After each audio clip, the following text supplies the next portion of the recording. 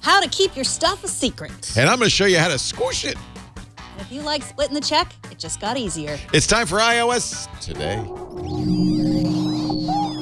Netcasts you love. From people you trust. This is Twit.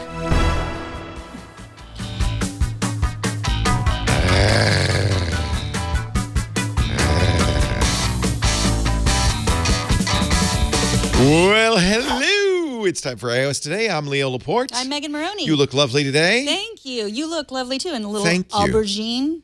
This is from the Leo collection. It looks like the new Slack logo color. Yeah. Yeah. There was a lot of conversation about the new Slack logo. Slack, a sponsor of this fine program. What do you think? I liked the old one, but I understood their explanation of why. Yeah, I liked the old one, but you know, sometimes I would mistake the old one for others, like Google Photos. Sometimes. This is the old one. I still have the old one. Updated? Oops, I didn't mean to do that. That's the old one. That means I have to do an update. Yeah, because the new one looks like drops of sweat, multicolored Smurf sweat. There's the new one right there. Yeah. Multicolored Smurf sweat. Huh, interesting. So we're not talking about Slack today. We are talking about privacy. Oh, very good topic. Tim Cook talked about it, so we're talking about it. So he wrote a very interesting editorial for Time magazine in which he said it's time for governments to get in the act, and he set out 4 things that he believes every user deserves. I don't remember what any of them are, but they're important. They are. First, it's right there. The right to have personal data minimized. In other words, you should be able to go to a company and say, hey, I don't want you to collect more information than you absolutely need to. He says it's too easy for companies just to collect it. Why not? And then later find a use for it. Second, the right to knowledge, to know what data is being collected about you. And that's, of course, sometimes you have to read through thousands of lines of privacy, even with Apple privacy policies, just to understand what are they collecting and then why.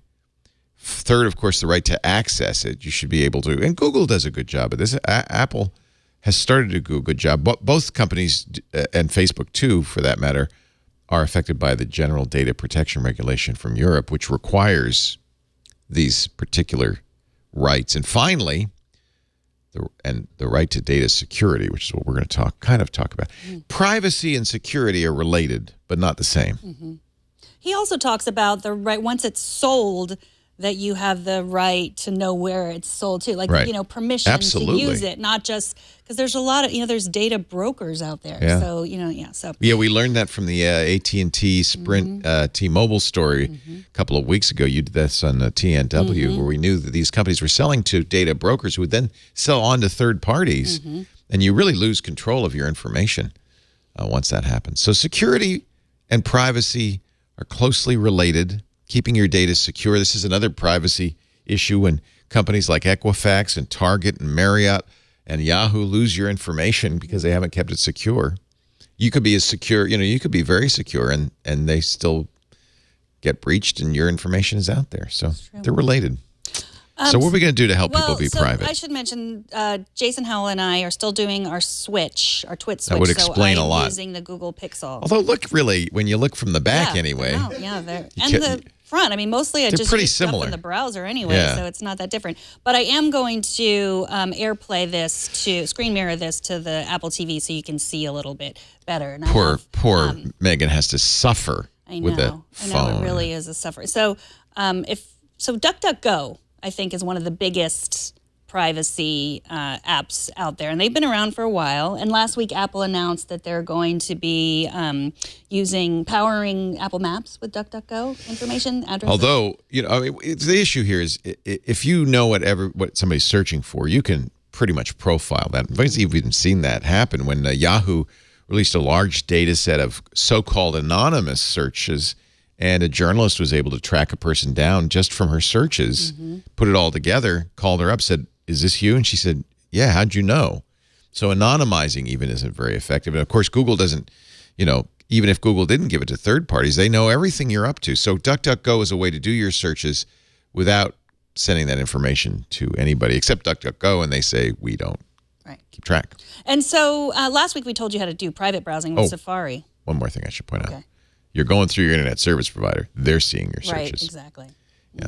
But, okay, so here's the DuckDuckGo browser and the search engine. Is DuckDuckGo HTTPS? I would assume it is. This is an app. So well, that you can't tell it in an app, really, can you? Yeah, it's HTTPS. So that means your ISP can't see.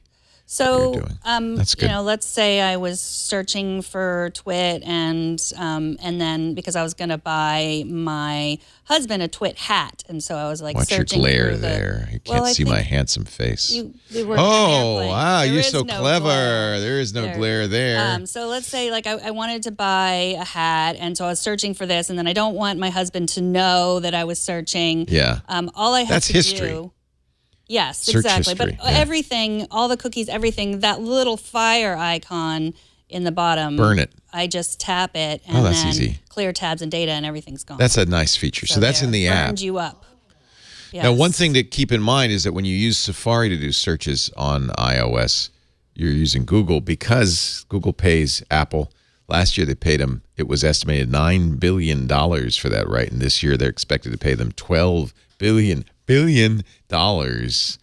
And Apple, of course, isn't going to turn away all that money. So you're going to have to use DuckDuckGo. And that's one disadvantage on iOS. If you're doing a search with Safari, you're forced to use Google. You can't change it. Yeah. So, I mean, put this, if you want to do secure So that's searches. a browser. So if I use the DuckDuckGo browser and do my searches and browsing, it all goes through DuckDuckGo. Right. That's nice. I right. like that. So, so instead, it's one more tap. It is an app. Yeah. But you can put it, in your dock on your iPhone or your iPad and just have it there for whenever you want to securely browse stuff. Yeah. See, this is an important point. When Tim Cook talks about privacy, he can control what Apple's up to. But the minute you put even, one app on your iPhone, all of that goes out the door because, if you put Facebook on there or you use Safari to search, all of a sudden it's not going to Apple. It's going to another company, and that company has its own policies. So it's hard really I mean, Apple could say we're a privacy company, but I can understand why they say others need to do this too, because it's hard for Apple to protect you completely. One way I like to keep private is online. They used to be a sponsor. It's funny because their name is Privacy, and it's a credit card company that creates virtual credit cards, and maybe you've heard our ads for it. I still use it. They don't advertise anymore, but that doesn't mean I don't think the world of them. So one of the things that's cool about Privacy is you create cards that are tied to a merchant. So I set up this DoorDash card, and once it's used by DoorDash, only DoorDash could use it. So that's more secure. Remember I said privacy is security related, but the other thing I love about privacy.com is that you can give them any address. Now, for DoorDash, you don't want to give them an address that's not yours or the food won't come to you. But in the credit card, you don't have to. So here's a unnamed burner card, for instance, and I can use that. As soon as I use it with anybody, it will become locked to them, but I can use it with any address, any zip code. Privacy will approve the charge, so the merchant won't get my address. And I like that. That's a good way to protect your privacy. I use, as you can see, I use them for Verizon. I use them for my kettlebell kitchen. I use them for mud. I use them for everything. I really like mud. You buy mud? Mud water. Oh. Yeah, it's muddy water. It's good. It's good. I gave you some, didn't I? It's kind of a mushroom drink. No. You didn't give me a mushroom drink. You've done a lot of things. You'll like it. But you haven't given me a mushroom It's drink. got mushrooms in it. Okay. So that's Privacy. That is a free service because they make their money on credit card fees. The only caveat with Privacy is it goes directly, it's a debit card, so it goes directly out of your bank account. So you don't have as many protections with debit cards, unfortunately, as you do with credit cards. But I use it for almost everything online just because I don't want to give out that information if I don't have to. And I really love the fact that I can make a one-time use card or a card that's locked to a merchant, and I don't have to worry about somebody getting that card number. They can't use it. It's named appropriately, even though it's really as much about security as privacy. It's called privacy.com. Have you ever given your password, your iPhone or iPad password to someone, like maybe a partner or anything? Do you ever share that? Oh, yeah. Lisa knows my code, and I know hers, yeah. And is there ever something that you might also want to keep a secret from Not her? anymore. Because she's got my code. Right. Okay. But say maybe you have a reason. Well, I for instance, birthday's coming up. Her birthday's coming up. Yeah. We just did Christmas, and her birthday's right after that. And I want to get her a gift, but I don't want her to know anything about it. Would she go on your phone and put in your password and look through your notes? I would. No. I would do that. You would? Some spouses would do that. Yeah, I don't like surprises. So this, kids, cover your ears. This is not for teenagers. Because they should not have any privacy. Yeah. Okay, yeah. So your parents might have your passcode. Maybe you want to have... I like that laugh. They shouldn't. Yeah. This is called Notes. Okay, am I still... I'm not screen mirroring anyway. Am I? Yes, I'm still screen mirroring, right? Can you see me or no? Let's see. Let's screen mirror. No, you have to redo it. There it is. Okay. So here is Notes. It's right there in the corner here. Yeah. So this says enter a passcode. Okay. So let's say that I enter my regular passcode. No, you can show it. I don't think it shows up, does it? No. And then it says, oh, you don't have any notes there. Tap to create a note. Okay, well, but now let's go back to notes. And then I've created this special passcode. So you can have different passcodes. Oh, so and I get it. There's my notes. So evil genius plan to take over the world. Yes, you're my evil It involves genius. pandas. Yes, and clearly you too. So you can add photos in here. You can, let's see. So if I go away and then go back, I have to enter Am I the pinky password. or the brain? Pinky, obviously. Okay. So yeah, I can record something here down at the bottom. You can record, or I can add photos. I can take a photo. I can scribble on there if I want to point to Leo and say he's the problem. And then I can add This is what colors. This is what we're going to solve. And so yeah, so if someone thinks they have your passcode and they enter it, it's not like it says again. it doesn't say this isn't a password. It just says there's no notes there, and so yeah. I'm by the way busy getting the new Slack logo just for you because I don't want you to feel left out. Okay. So I think it's very important when you're messaging to remember. And I think Paul Manafort might have forgotten this, that a lot of what you are doing in your messages is visible, either to like your phone company if you're using text messaging, although Apple's messages are encrypted. But Manafort thought, what was he using? I forgot what he was using. He was using some so-called secure system to message, but he forgot that when he backs up to iCloud, that it is backed up unencrypted. And that was how the feds got him, because they were able to subpoena his iCloud records. We know this from the court filings. And then read all his encrypted messages. So this is something very important to keep in mind. There are a lot of messaging programs that are encrypted, including Apple's messages, but those are also stored in iCloud. The best way to go completely dark is Signal. Signal messaging is, the only drawback to Signal is everybody has to be using it to message each other. But Signal is truly private messaging. Now, as you can see, they don't have an iPad app, alas. It's tied to your phone number, which I think is a little bit of a disadvantage because that is leaking out some personal information, isn't it? However, that's how it works. It's tied to a phone. That's why it doesn't have an iPad app. I'll make this a little bit bigger. But it does encrypt the messages that you're sending and video and voice calls that you're sending using open source strong encryption. This is really, all security experts agree, the way, including Edward Snowden, by the way, the way to do truly private messaging is to use Signal. There's Edward Snowden's endorsement, I should say. But I do recommend that if there are others like Telegram that are sort of secure, and Messages, which is mostly secure. There's secure enough, and then there's really secure. And that, I think, Signal is a good choice if you want really secure. The only drawback is you can't actually, on Android, you can use it as your text messaging app. But, of course, if you're sending SMSs, those won't be secure. You can also send GIFs or GIFs. It's fairly good. It's not as completely super sweet. Oh, you use Signal? I do. I was gonna send you a GIF right now. Oh, a secret GIF from Giphy. See, but this is why this is hard, because it's my guess that Giphy knows that you're sending me that great gift. Wee! That little piggy's going wee, wee, wee all the way home. You're going to see that you have a Signal message from me and think, nice. Oh my gosh, she's going to tell me a secret. And then you can open that up. So what I do is I tie Signal to my Google Voice number.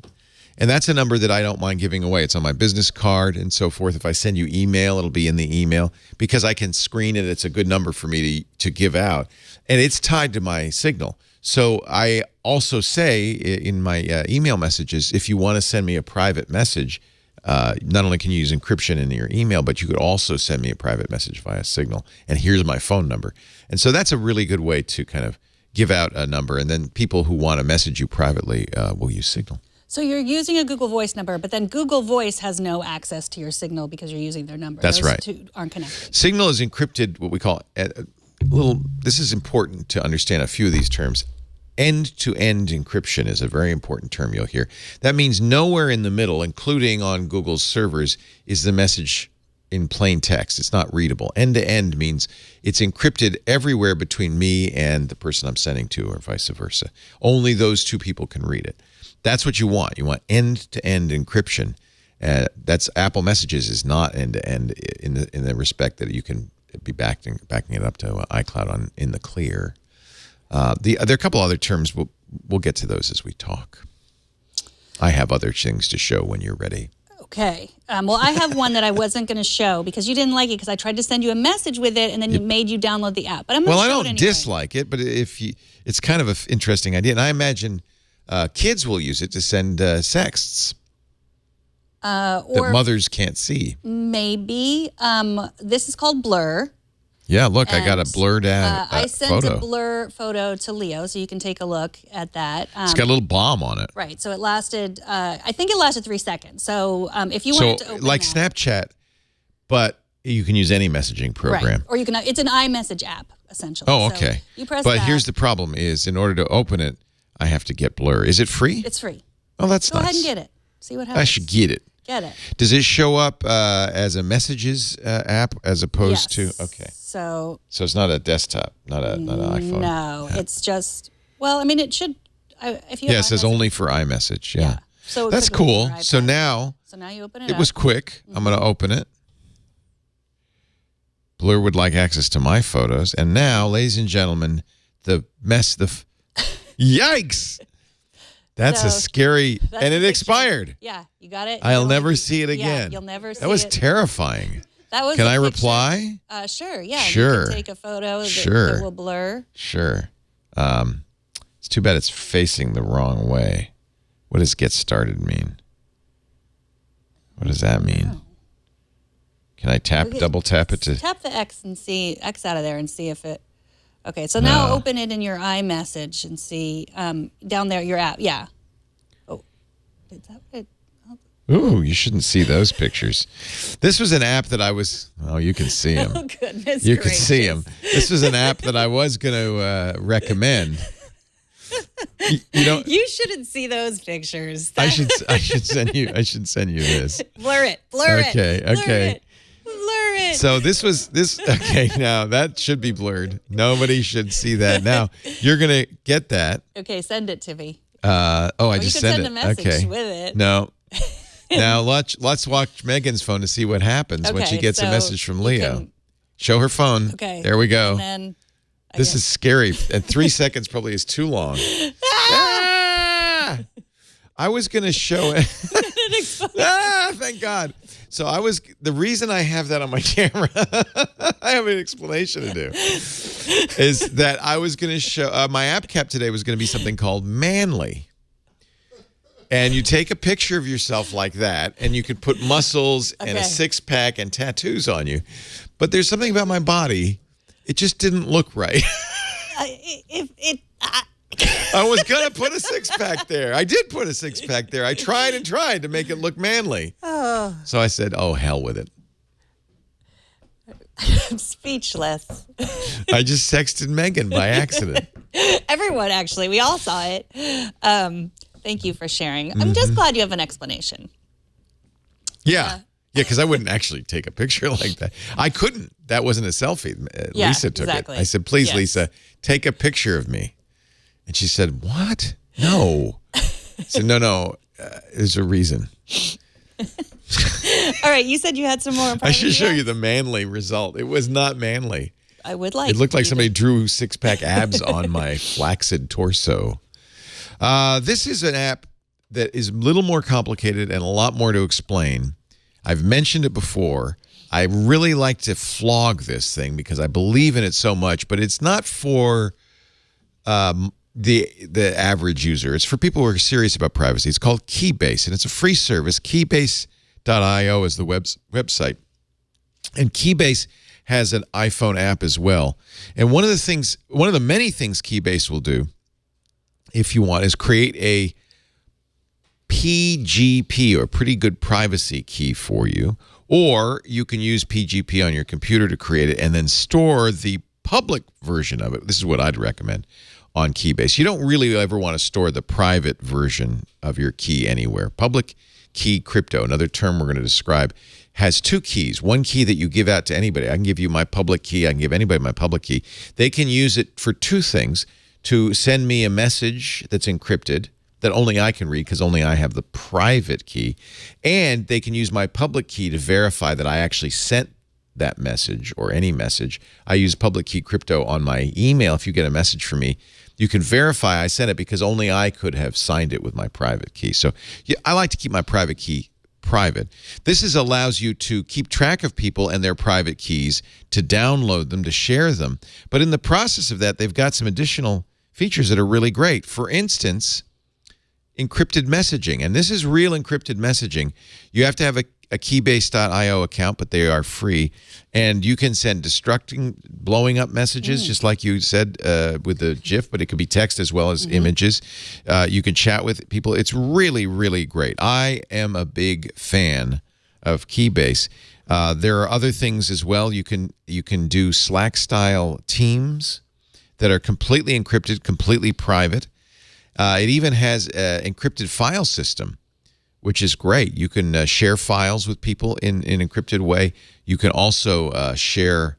You can have your own Git repository that's encrypted. So I keep all my keys in an encrypted Git repository, all my tax returns, things like that I want to keep completely private. They're only accessible to me with my private key. So that is really great. This is their team solution too, which is really cool. So I made a Twit staff team, but I'm the only person in it.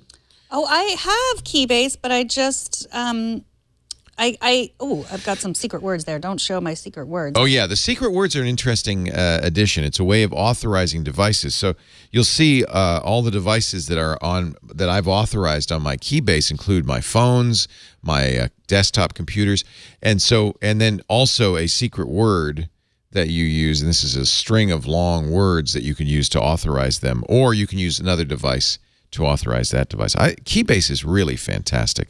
This is a free service. I don't know, frankly, I'm amazed. So these are all the things I keep in my Keybase Git repository, including my keys, my dot files for my desktop, my taxes. That's really nice to have an encrypted Git repository.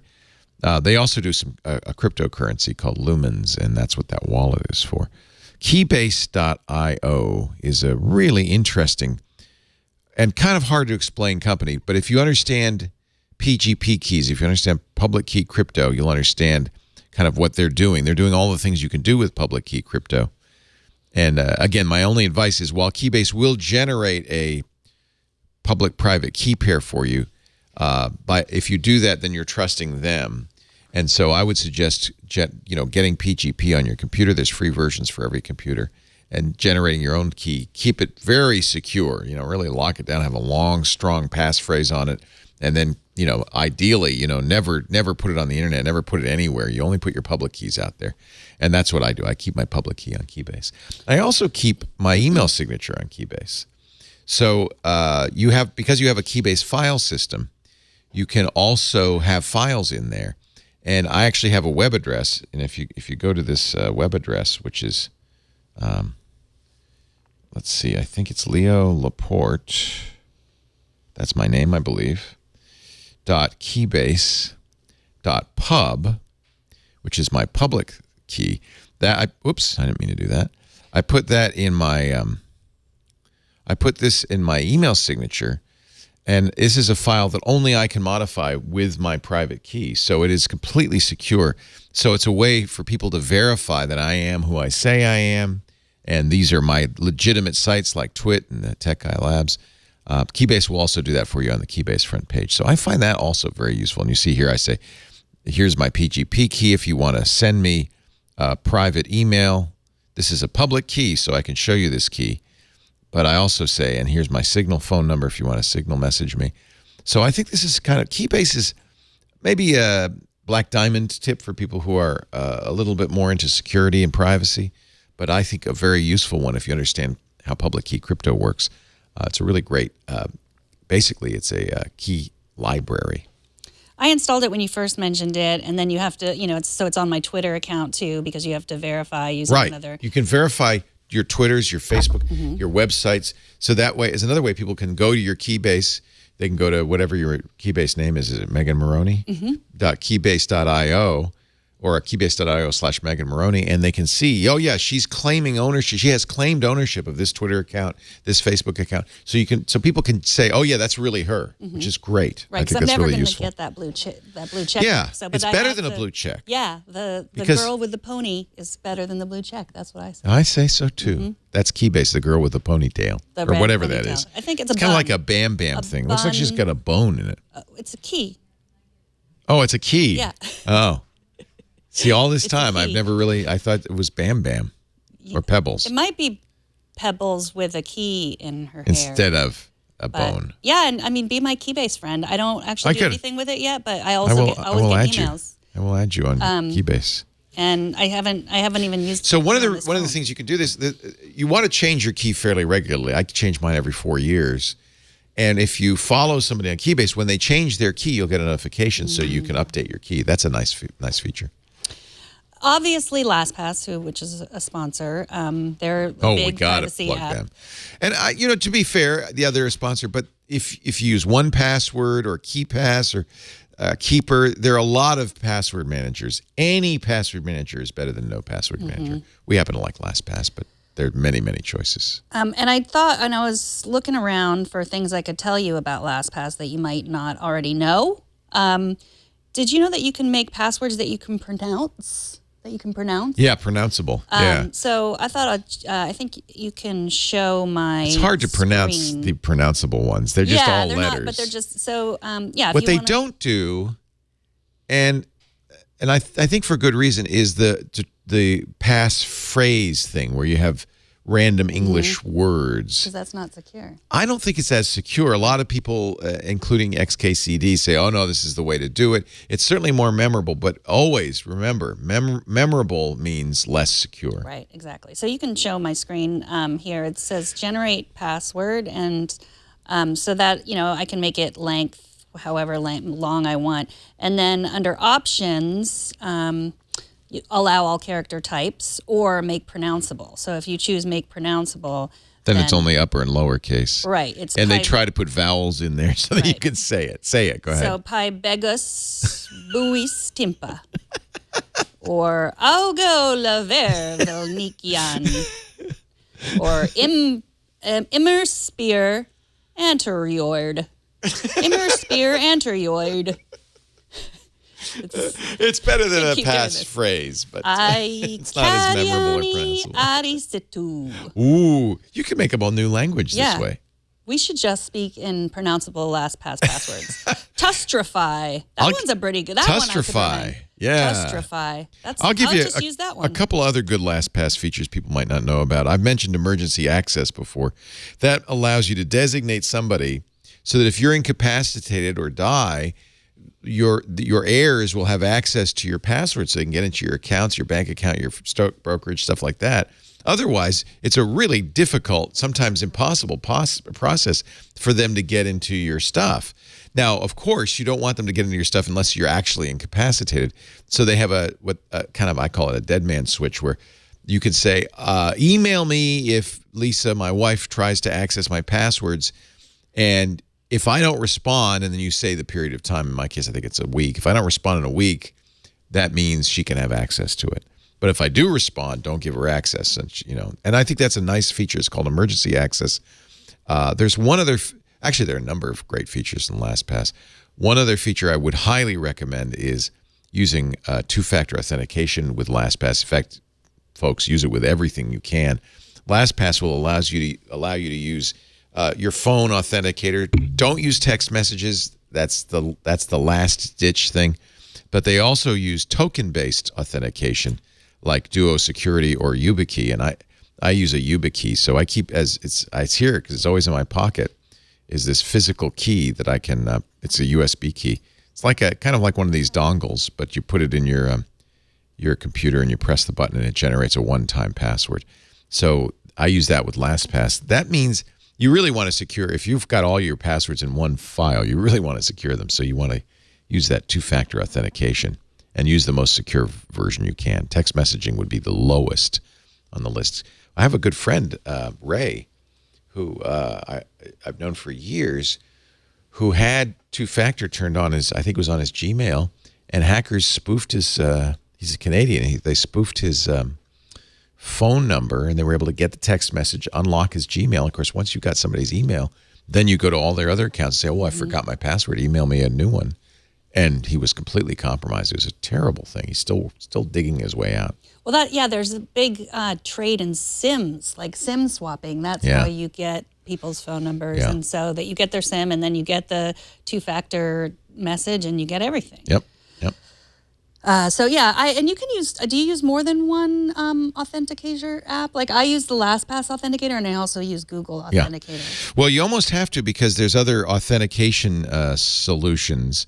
I personally use Authy, which I do recommend, and here's why. Google Authenticator, if you set up a new phone, you have to start over, or you have to figure out some way to store those QR codes.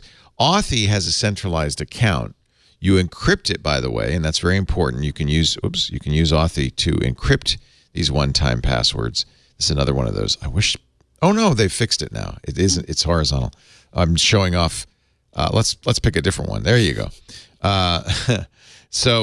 Actually, that's not a good one either. Here, I don't even have a Tumblr account anymore. You can see my token there. These change every 30 seconds. In fact, you see a countdown timer. You'd have to be very The nice thing about Authy, for the ones I showed, you'd have to be very quick. They're already no good. Mr. Robot has done it. Yeah. But the nice thing about Authy is you have an account, so anytime I set up a new device, I log into my Authy, I decrypt it with my very private, super secret decryption key, and I don't have to enter in new tokens. So I have Authy on every one of my devices. So it's exactly the same. This is the same number you'll get from Google Authenticator, LastPass Authenticator. They're all using time-based hashing of a secret token. And so they all get the same number. That's why you can use any authenticator you want.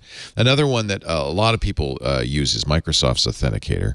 And the reason if you use Windows, you might really want to use Microsoft Authenticator is because you can log into Windows without even typing a password. It'll just send a pop-up to your, I don't have it set up on here, but I do have it set up on here. It'll send a pop-up to your, maybe I don't, Microsoft, there it is.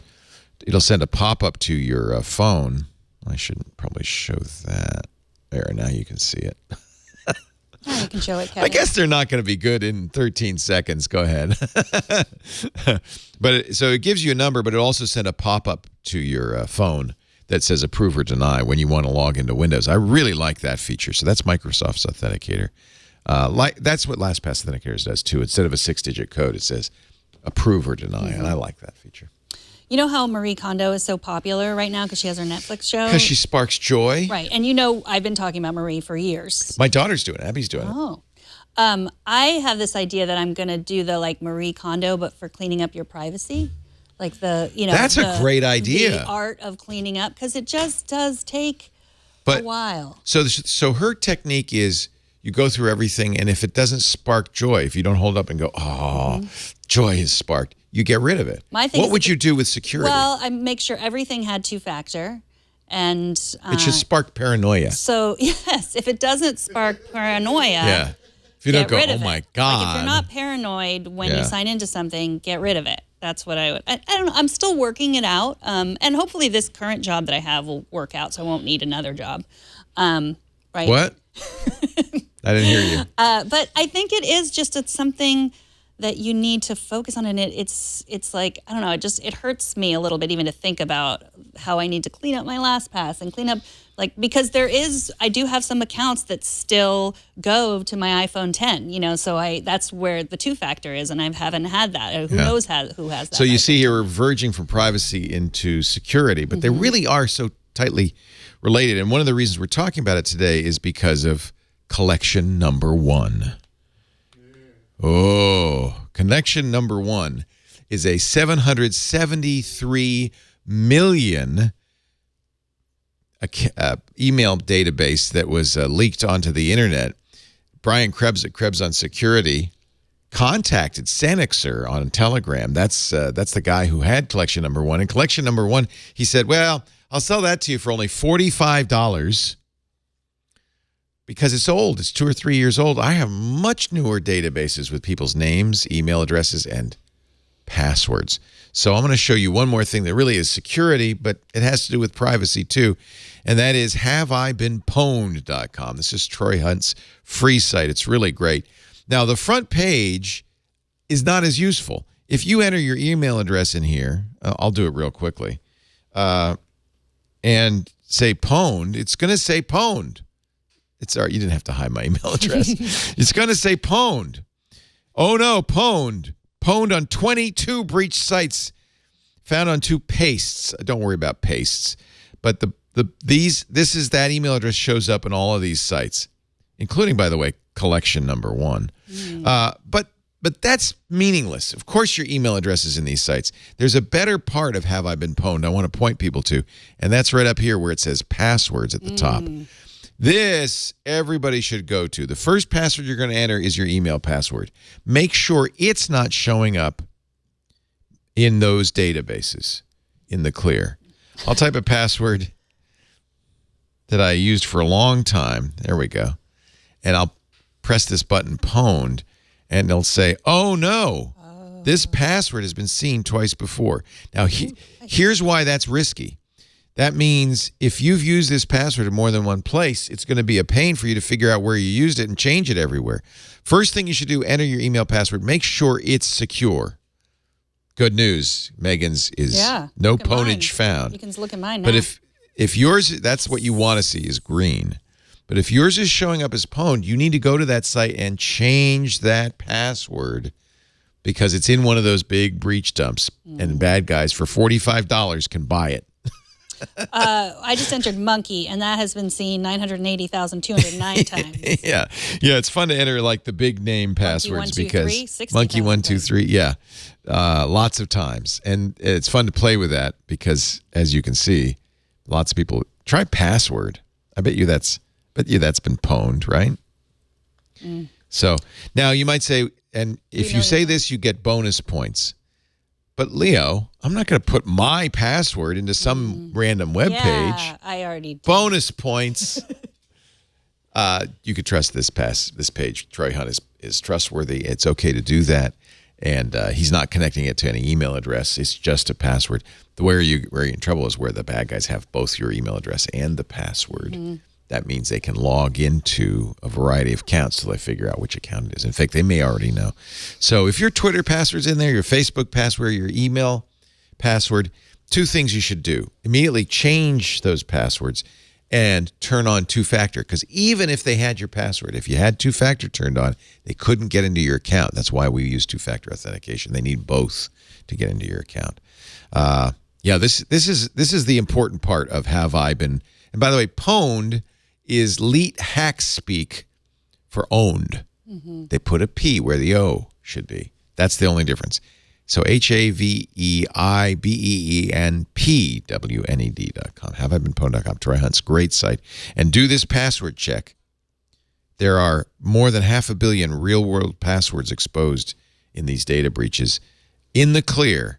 And if your password has been pwned, then you need to go out and change it. And if you used it on a bunch of sites, you are in trouble, folks. You got to go find them all. Do I seem calmer to you? You do seem very relaxed. That's because I never have to worry about the battery in my iPhone XS Max ever running out, ever. It looks like your iPhone swallowed a battery.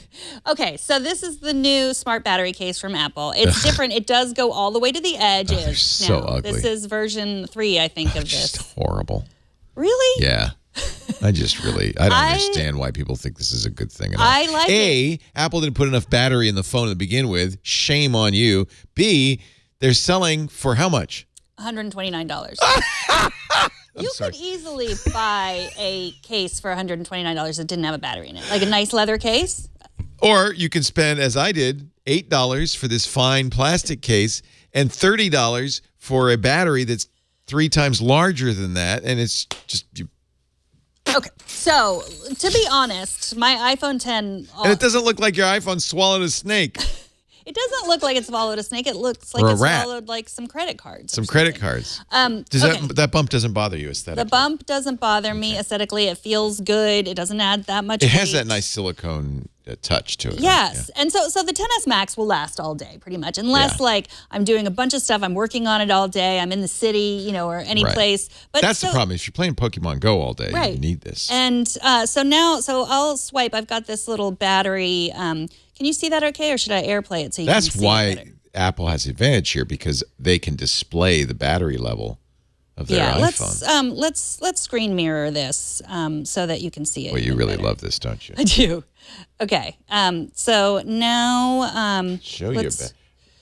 I guess that's a little bit better. So your smart battery case is 83% depleted. Yes, and my iPhone is 100%. So it uses the case up first. It uses the case up first, and then when the case is up, it'll use up my battery. So basically, I've been getting to the end of the day with 100% battery and almost zero battery. So the battery in the case is enough to keep you charged all day. Yeah, pretty much. I mean, I haven't done it. They don't tell you what the milliamp hours. I think now they do tell you some information about it. No, they don't tell you. They don't tell you. It's like 30 capacity. I think 33 hours or something. Yeah, they don't tell you the capacity, which is another thing that drives me nuts. So you can't compare it with anything else. Right, but it's enough. The answer is it's enough. I mean, if you were going to the woods for a week, it might not be. You know what I do think is a good point about this is you can still wirelessly charge. Yes, that's what I love. I set it on my wireless charger, and it charges the case first, and then it'll charge the phone. It comes in black and white. It has all the holes that it needs to have. It's easy to get in and out. It has an LED indicator with let me just... Yeah, I mean, Apple, in their walled garden way, makes this work better than anybody else's. It feels really good. It's got that microfiber inside. It's got the speaker holes. But I like it that it charges. This charges both the battery and your phone. Yep. But it probably takes all night. I mean, it takes a long time, right? It's not fast charging. Yeah. But I mean, unless you had a fast charging wireless. It does support power delivery over USB-C. So does it have a USB-C connection in the bottom? No, that's a Lightning connection. Nope, that's a USB-C connection, isn't it? Hey, let's try it. Let me plug it in. That's a Lightning connector. You can try. You try. Oh, I believe you. It looks like USB-C, but it sure it's does. Lightning. But it is Lightning, yeah. So that you can charge it with. You don't have to with your Apple phone charger. With a Lightning. This is why Apple's got to change to C for the next generation of iPhones. So how would you do power? They mentioned power delivery, but that's a USB. That's a good question. Who said that? In the description on the website. So power see right there it says it's compatible. Blah blah blah. Blah, blah, blah, blah, blah, blah, blah, blah, blah. Where did I see PD? There it is. The case can be charged even faster with USB PD-compatible chargers. Oh, you'd probably have to have an adapter. Oh, yeah, and a Lightning to US, I guess, yeah. Oh, with an adapter sold separately. Adapter sold separately. Well, that's for digital AV. Yeah. So as I've mentioned before, I'm a super anxious person, and I always have an extra battery pack with me or two. My kids are always stealing my extra battery packs. I bought 4 of those Aki battery packs that I showed the other day, last week or the week before. And then as we go out the door, we just take one with us. Yeah. So I have this. I might not always use it. Like I really love my Nomad battery case, which is nice to have. I wish I had a battery case with a wallet case. I mean, I love my Nomad wallet case. Bothers me. I just don't like them. And that could bother you just fine. Just don't like the hump. Okay. Yeah. Well, all the buttons work. The camera works. It does work better with the iPhone, but of course it does. It's made by Apple. So thanks for getting it for me. They did not. Obviously, Apple did not send us this. Leo just got it for me. We bought it, as we do with all the stuff you see here. The other new thing about this is no chin. The other one used to have the chin down here. Yeah. And Mophie cases, of course, not only have a chin, they're bigger and thicker and more bulky. Mm-hmm. That's why I don't actually have a battery case. I just put I have carry around those little batteries and plug them in. They charge really fast though, because they have that power delivery technique. Yeah. So I would say if you get anxious about battery life, if you haven't just bought an expensive case, then get it. Yeah. It's controversial, but many people like it. I am one of those And you're people. one of them. And so you're going to keep that on there? Yeah. Okay. Yeah. I mean, unless you want me to send it back, which... No. Might as well. You'll Might as break well my enjoy heart, it. But...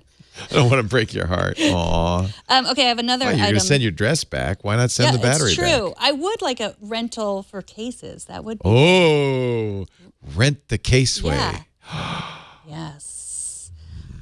Okay, here, do you ever want FM radio? Do you ever listen to the FM radio? Yes, I like to listen to the Tech Guy show on FM radio, iHeartRadio. These are the Black Loud Sound.af1, and I will tell you that they did send us these, and I'll send them back. Does it have a radio in it? It has an FM antenna with it. The antenna is the lightning cable. So you have to download the Sound.app, which I have done, and here's the app, what the app looks like. I'm very confused. Are you saying that the iPhone has a radio in it? This is the antenna here. But what's it? I don't understand. So you can get. What station do you want to listen to? Is it actually radio, or is Yes. it getting it over the internet? It's not getting it over the internet. It's using this as the end. It's got an antenna in here. And it must have a radio in there too, because Apple said very clearly there is no radio in the iPhone. So the radio is in here. Must be, yeah. Okay. The headphones. So it's an antenna and a radio. Yeah. So I know you can get you could use like iHeartRadio, but you need internet access. Yeah. So you don't need internet access. So you can. The National Association of Broadcasters has been miffed for some time about phone companies not enabling the FM radio feature of phones. Many phones have an FM radio feature. Because Apple designs its own chips, they didn't put it in. So and Apple was quick to say, we can't turn it on because there is no FM radio in our phones. That's why I was surprised. So this is the radio then? It must be, yeah. In this little thing. It has a Siri button on it. Nice. How much? Yeah. It's $54 right that's now, not bad. $55 on Amazon. And it has like all the equalizer, the effects. You can change so that means you don't use any data. You get local radio. Of course, you're not going to get radio across the country, only radio that you could pick up locally. But that's cool. That's nice. Yeah, local radio. Is there any good FM radio in the area? Because I don't know. Froggy 92.9. I don't know what the stations are, but my kids listen to it. Yeah, maybe it's 101 something or other. I don't know. Your kids listen to the radio? Yeah, sometimes they do. Really? Yeah, yeah. Wow. They like it. They like the surprise of it. Like what's going to come on next, because they've grown up with Spotify and Apple Music, and that's fantastic. Yeah. There's hope left. There's hope left. They love the radio DJs. So yeah, that's Apple Pay coming to Target. I saw that. Now 74% of all the top 100 U.S. merchants accept Apple Pay. Oh, it says it right there. 74 of the top 100 U.S. merchants. That's 74%. my math is correct, you use Apple Pay. Have you found you're using it more? Yeah, I use it wherever I can use it. I use it at Whole Foods. I use it. I was kind of embarrassed to use it in the first couple of years, especially in the first few months, because people said, "What is that? Is that real? Did you really just pay me?" Clerks were actually shocked. Yeah.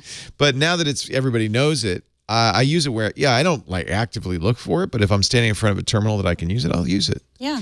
Lucky grocery stores. Target is one of the only places that I miss it. But it's going to be confusing because I don't use my regular card. I have a Target card.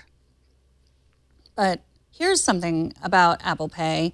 Christopher Mims, who writes for the Wall Street Journal, said, I wonder if this is going to make the spread of flu go down because so many people are using Apple Pay. But we're already not using our credit card. In order to spread flu more, I cough on my watch before I touch it to anything.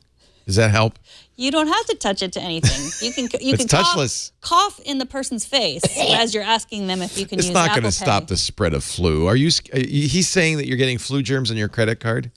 It's only spreading flu to clerks at Target. Well, we don't really. When was the last time you handed your credit card over anyway? Oh, We're dipping and swiping. Yeah. Christopher, come on. He didn't say it was. Get with the 21st century, Mims. I am curious, though, if the less we hand over our credit card, if that is, there might be longitudinal studies already with that. It's been a while. I don't know. If you're a scientist and you study the spread of flu on your credit card, Megan at twit.tv. I want to hear about it.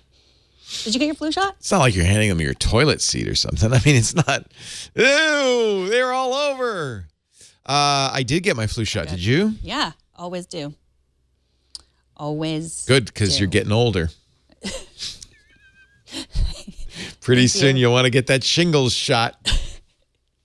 I get my flu shot for you, just in case, because, No, it's good. I do, too. Didn't get her flu shot? My wife and son. They don't believe in the flu? They just, they haven't gotten around to it. It's one of those things, didn't get around to it. Yeah. So, but I guess I won't get it. They will. Mm-hmm. You could still get it. You don't want to get the flu. Oof. No, but you could still get it, but it won't be as bad, and you have less likely chance. It was bad when I got it 2 years ago. I have some feedback. Oh, no. Paul.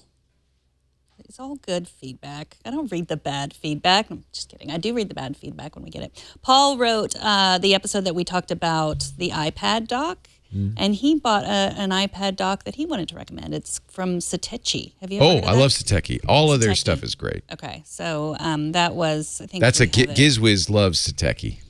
And he's very happy with Satechi. $60. Was yours less or more than that?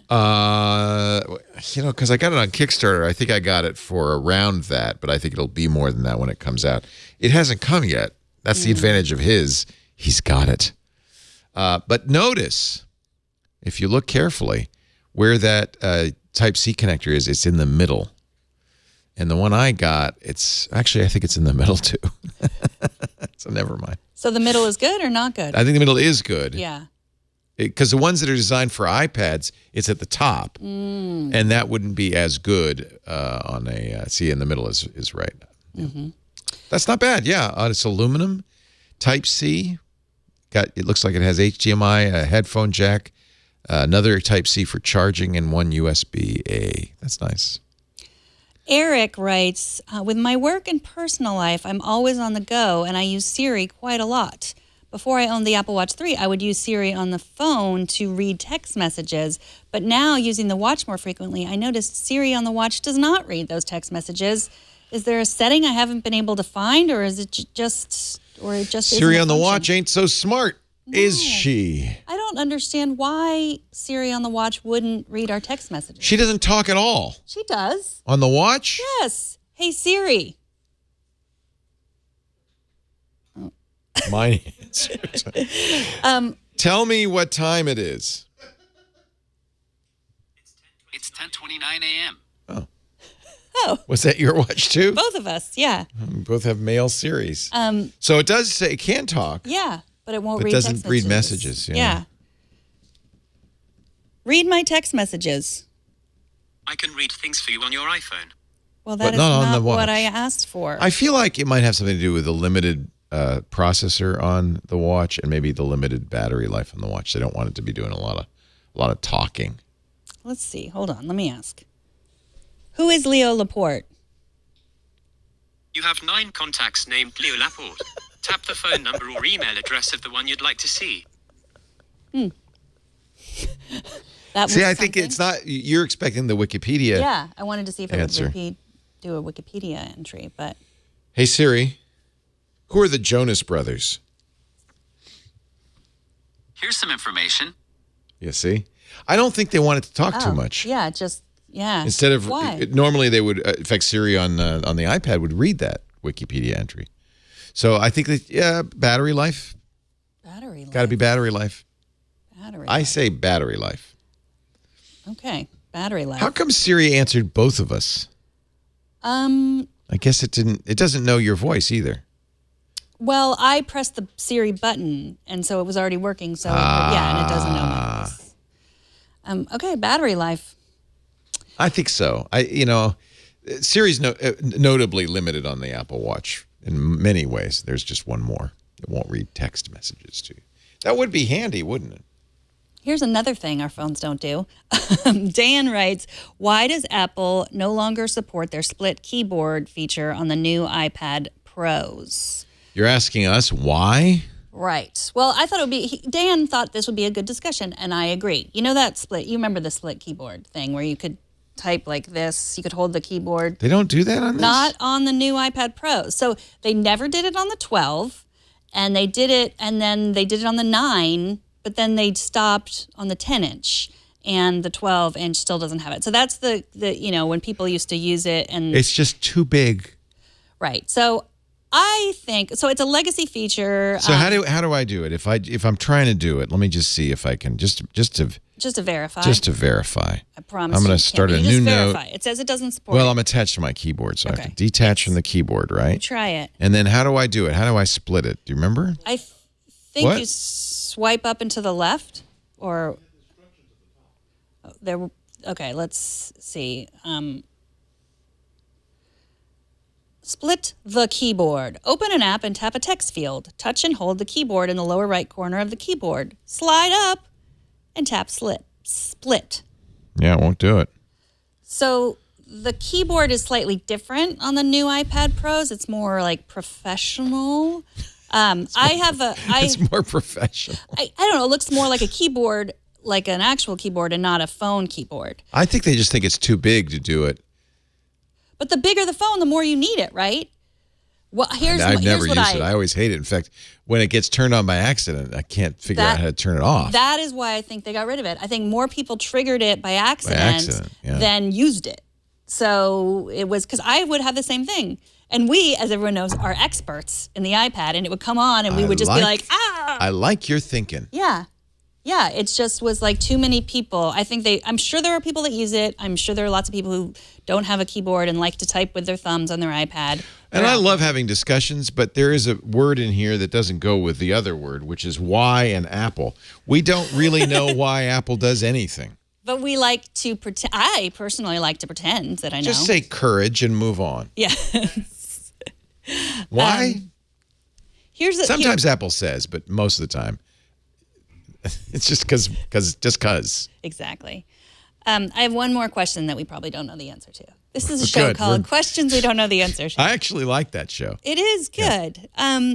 Ang writes, is there an app to convert an ebook I downloaded to an audiobook? I know I can do it page by page, but I don't want it that way. I want to treat it like it was an audiobook from the very start. And so she's talking about an iBook. Oh, it has to be from iBook? Well, I mean, it doesn't have, if you have another way. I think if you had access to an ebook, that would be an easy thing to do. You might have to do it on your Mac with something like Calibre. But could you make an iBook into an ebook or not? No, I think their format is protected. So I think that's the hitch. It wouldn't be a hard thing to do if you have an EPUB or some other open format ebook. But if you have Apple's format ebook, maybe. I don't know. Does Calibre do that?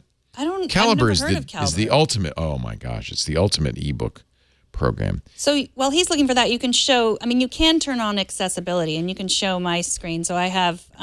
Yeah, it'll read page by page. Yeah, so then I can do that and then speak and. kindly eyes. Do you have it really slow? Did his best. Yeah. She sounds a little depressed. Sun in human nature's west. How do you know that's not what Emily Dickinson really sounded like? She sounds like that. I'll turn that up. Why is it slow? I slowed it down. On purpose? Well, no. Let's see. Let's kind look of up slow. accessibility. Here, you can show my screen so we can show where, is it voiceover? Yeah. Oh, so I could speed it up really fast if I wanted to. And then let's find our iBook. And sorry, and then select. Emily's tired. And then speak. Went through a burial gate. That seems slow. Broke forth and sang. Really brings that poem to life, doesn't it? And shook his throat till all the churchyard rang. And then adjusted his little notes. And bowed and sang again. Doubtless, he thought it meet of him to say goodbye to man. Don't ever have Siri read poetry again. Takes all the life out of it. We thought that your picture was going to be the most offensive thing in this episode, but it turns out to be Emily Dickinson. That was much better. Siri I'd much reads rather see that Emily. than I would listen to that. Oh, man. So what was the app you were saying? I'm trying to get Calibre to load up, and something's wrong with our internet again. It's Calibre. Get it? Libre, the word for book. Libre. So Calibre is a open source program for Mac and Windows that will do almost anything, convert ebook formats. It might even read Apple's proprietary ebook format. But the key is you got to get the text. And once you get the text, then you can either chain it to some other program, or I wouldn't be surprised if Calibre has the ability to read it. But I don't think you can. I don't know of an app on the iPad that will do that. If that's your question, I don't think there is an app on the iPad that will do that. If anybody knows about one, this is I think a big category. Yeah. There it is. Glad you could load it. I don't know why I can't. It's the one-stop solution to all your ebook needs, and it's a really great program. It's free, and I wonder if it will convert it to voice. I feel like it should, but if it doesn't, at least it'll get the text out of that book, and then you can pass it through voice synthesis program. And I mean, iBooks, they just want you to buy the audiobook as well, right? Like, you know, that's exactly right. Yeah. It's a not exactly a double expense. They give you Amazon will give you a break if you buy the Kindle version and the Audible version. I like to do that though. Honestly, I often will buy a physical book of a book I've just listened to. Talked about this Yuval Noah Harari book, 21 Lessons for the 21st Century. I just bought 3 copies of it, 1 for myself and 2 to give to my kids because I think it's such an important book. Do you want a copy? Well, I can download it. It's or really I can good. Just Anyway, borrow it when Henry's done. I think sometimes it's nice after the fact. For instance, a lot of times I want a quote, and it's hard to rewind and get the audiobook. But if I have the book, I can get the quote out and write it down and think about it, stuff like that. Send your questions, Megan at twit.tv. Great question. And send your answers, too. We just gave you 3 questions we have no answer to. Yeah. Send your answers to... Yeah, Megan at twit.tv. Same place. Or you find me on Twitter at Megan Morrone. You can tweet it, and then other people can join in the discussion. I really like it. Yeah. If you want to... I like it if people will send in answers and things. And as somebody in our chat room, for instance, said, the use of Apple Watches isn't going to reduce the flu if you still have to type in a keypad. That's actually going to make it worse. Oh, right. But I don't have to type in a keypad when I use the Apple Watch. I mean, I do on my debit card. Oh. Yeah, because it's PIN based. Anything with a PIN, you'll have to. Oh, with my credit. Oh, yeah, I guess. Yeah. Yeah, interesting. With your credit card, you still have to sign with your finger, though, don't you? That's true. You do. Except, not always. That's the thing that's still bugging me. It shouldn't require anything. It got really good authentication from your watch. What is me going, because I don't sign my real name, do you? No. What does that do to make it better? Nothing. I think it's honestly to let them off the hook. Yeah. So that if somebody steals your watch and somehow figures out how to use it for a charge and then signs it, Well, other way around. If they can say, well, look, see here, you made your mark. Oh, yeah, I made my mark. Must be me. Mm-hmm. Bet you could make my mark. Do this. Or we could take off your shirt, do this, and then put on a fancy hat. Yes. Wow. Because it's time for the Fairy Tale Princess yes. and the Mad Hatter to do our app caps. It is time to do our app caps. Yes. These caps are so big, we actually have to pull out. Yeah. There. We have to zoom out to get the caps in. Do this. She's wearing a princess hat, yes. and I'm wearing the Mad Hatter's hat. This is a great hat. Yeah. You mean yours or mine? Both. Yeah. We both look fantastic. Megan, yes. What's your app cap this week? Okay. My app cap was recommended by Patrick Delahanty. Oh. Yes. I know him. We went out to lunch when Padre was here. Yes, I saw that. Everybody had a great time with Padre on Thursday. Yes. And we went out to lunch, and I would have, we were all talking about work, taking him out. I would have suggested that we just use the TWIC credit card to pay for lunch. And that would have been okay with me. Okay, good to know. But that's why you don't give me the TWIC credit card. I don't have one. Two other people at the table, Colleen and Jason, had one, but they were like, no, let's just pay it, They do enough. They care a lot about us. They do. They really do. Me, not me. But we would have been glad to. I would have been glad. I don't know what Lisa would say. so maybe Colleen did the right thing. I don't know. You did what? So, we all had different things and blah, blah, blah. And I'm always like, I had the Brussels sprouts. I didn't ask what you ate. I said, where'd you eat? Of course you had the Brussels sprouts. Of course you had the Brussels sprouts. She has her choice of a variety of foods, and she has the Brussels sprouts. Yeah. Oh gosh, I can't remember the name of it. It was it's like a roadhouse, like right up the road. Oh. The Pete's Henny Penny? No. IHOP? I can't remember what it's called. Fun. The Twin Oaks. Oh, you went to the Twin Oaks. Twin Oaks. Yeah. No, that's interesting. You really did. And you had Brussels sprouts there. Yeah. I had How were those? Brussels sprouts and cauliflower.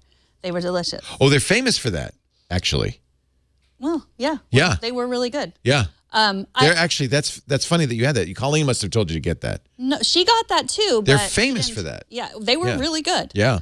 I also ate some of Alex Gumpel's French fries because he was sitting next to me. That's more like and that's that'll be important once we get to the app. Which, if we could show, I think it's better if we show it on the Apple the TV. It's called Plates. She's all over this. Yeah. Plates. Can you see? Am I not connected anymore? Plates. Do I have to reconnect to? Okay, thank you. Plates. Plates. Not platelets. No, plates. Plates. There it is. Okay, plates. Plates. Plates. Okay, so. How many people? So this is how you split a bill. Okay, Yeah. so let's. There were probably around 7. Oh, of look, us. the put out plates 7 for all of them. Yeah, and plates there's you. for everybody, and then I click next. Okay. And enter the bill subtotal. So the Before tax and Yeah, tip. so let's say the bill was probably like $129. It's a lot of Brussels sprouts. Okay. $129. Yeah. Okay. And then next, and then you enter the bill tax.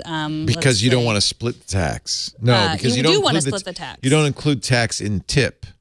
I don't know. Why would you not? Okay, go ahead. Okay, Next. and then Split bill here equally or are enter all bill of the items. people. So you could split the bill equally. We could have just done that like civilized people, and everyone would pay 18. Or you enter the bill items. But I only had Brussels sprouts. I Right. don't want to pay for your French fries. So split the rest of the bill. So then you go to me, and wow. I can write my, my God. name in there, Megan. This is too much work. And I forgot to. You, Megan, you had. And then I could say, what I had here and how Nice. much it cost. And how much it cost. And then on done. and on. And okay, And so then that 4 was hours $5. later, you've got it all split up. So then we got to the $20 French fries, and I dragged it here. And then we say people shared. Oh, wait, let's see. Now I understand, by the way, why they didn't do tax, because the tax, if you split it this way, will be different for each person. So if you shared an item, then you can. So, like for example, I shared the French fries. I think Anthony ate one of the French fries. This is really overkill. Okay, so people shared this. And how much of the French fries did you have? Yeah, exactly. We did that. People shared this item. 6%. Who split this item? So like I did, Anthony did. I think maybe. How many fries were on the plate? Yeah. 32. How many fries did you have? 4. Right. So like let's say you just split the appetizer and then you can enter everything or split the rest. We went and this did is it all by the way down. the point at which Leo says, "Oh, screw it, I'll pay for it." Yes, exactly. And that's the whole point of this app. Everyone was kind of doing that. They should except name Patrick. it Let Patrick Leo like, pay it. Yeah, exactly. Yeah. I was enjoying. Patrick and I were organizing it all, and then Well, he's a programmer. He would of course. Okay, love this. let's finish it. Select all. Who's splitting the rest? Everybody is splitting. Done. All done. Oh, then it next time, let me calculates buy the lunch, tax please. and the I tip. beg of you. And then you can, and he shared it with me. You can send it via text or via email, and then Holy everybody cow. is Plates. It's a free app. Plate by Splitwise. I'll need a nap after using that. Wow. I think Colleen appreciated it because all she had was the Brussels sprouts, and she drank water. She didn't even drink a soda like I did. Next time, Colleen, put it on the card. But that's cool. Plates. We should just put all of our meals on the card, don't you think? Yeah. I mean, in fact, we should get you a card. I don't know why you don't have a card. That's why I don't have a card. I think we all know why I don't have a card. I think we all know that. My app is called Squoosh, but it's an interesting kind of app. You don't get it in the App Store. It's a website, squoosh.app, SQUOOSH, and it's actually very handy. But I'm also showing it because it's a new category of app called a progressive web app.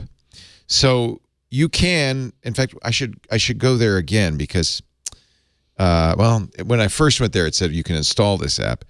This looks like a regular website. Drag and drop, though, might be a little tricky. It's kind of hard to drag and drop on an iPad. You can do it. I could slide it over and drag stuff over there. Or you hit the share button, and you could say, I want to add this to the home screen. Because this is a progressive web app, it actually installs all of the pieces it needs to be an app. Unfortunately, it didn't do a very good job on this one. I have another. Maybe that's because I already have Squoosh on here, but we'll show it. So now it's an icon that I can drag images to. And what this does is it'll actually take images and resize them, reduce the palette, compress them, choose a variety of compression options for images, including WebP, browser ping, browser JPEG. This is a really handy app to get things smaller in size. You have a quality slider here, and there's even more advanced settings if you really want to go crazy about color channels and you can have pointless spec compliance. You can turn it's normally off, but if you really want to be compliant, you can turn on pointless spec compliance. You can have different kinds of quantization. This is all the advanced stuff. You don't need to worry about this. In fact, it'll pretty much do the right thing without doing any settings at all. But I really like this. It also has, this is a website. It has a slider so you can see based on the how much compression you're using, how different the image looks, and whether that's a big deal or not for you. This is really impressive. It's called Squoosh. It's a Google project, but I think what's really interesting about Squoosh. How do you spell Squoosh? SQUOOSH.app. Is this is the first, not the first, but one of the, I think, an early example of a PWA or progressive web app. It looks like it's an app on my iPad, but in fact, I think I probably have it on here as well. I can show you if you install it properly. Squoosh will have a real icon. See there, like that. So it looks, for all intents and purposes, like an iPhone app, right?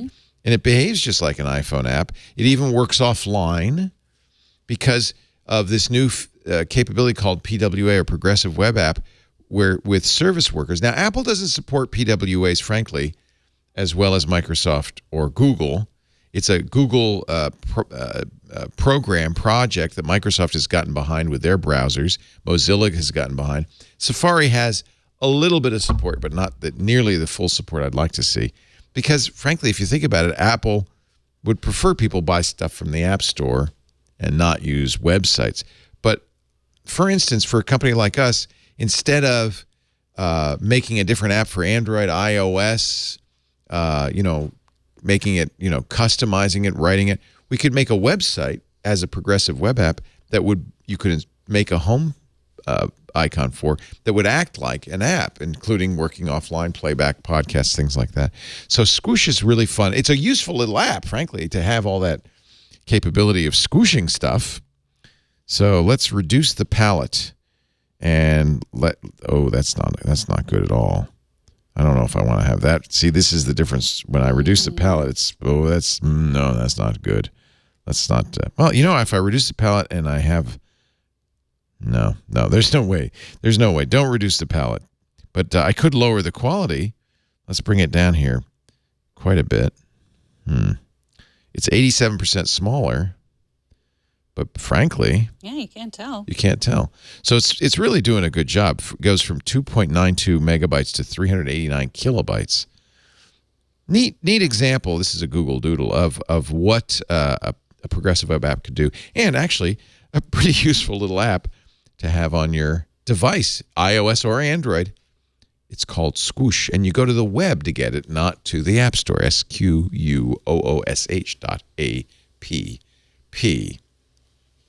Love it. I'm going to squoosh all the things. Yeah, it's good. If you're sending, Apple does this squooshing for you kind of automatically when you send an image through messages, for instance. But it may not do exactly what you want it to do. So this way you can do it kind of more specifically tweak it a little bit to get it look better, but a smaller size, that kind of thing, and then send it. Advanced squooshing. Advanced squooshing.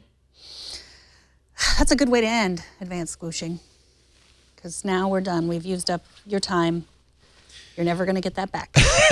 We do this show live. You can watch it live every Tuesday morning around about 9 Pacific. That's noon Eastern. Be about 1600 UTC if you want to. Actually, 1700 UTC now.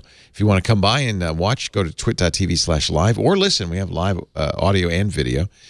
You can also join the kids who are watching live in the back of the class there, the wiseacres in the chat room at irc.twit.tv. Highly recommend it. On-demand audio and video also available at our website, twit.tv/iOS, as with all of our shows. And you can subscribe in your favorite podcast application, and that way you can listen whenever you want. We get the show out by Tuesday afternoon Pacific time. You should be able to get it and have it in time for your commute on Wednesday. Thank you, Megan Morrone. If people want to answer questions as well as ask them, they can email you at twit.tv, right? Yes, and send us videos. I have tons of questions. We'd love to see your face or hear your voice. Upload it to YouTube or just share it through Dropbox. If you have a question or a comment, we would love to see your face asking it. And if you have a great hat, yes, wear it. Yes. Yeah, wear it with us. We can see you. Yeah. I see Jimmy and Sally. Francie. Nice hat, Francie. Thanks for joining us. We'll see you next time on iOS Today. Bye-bye.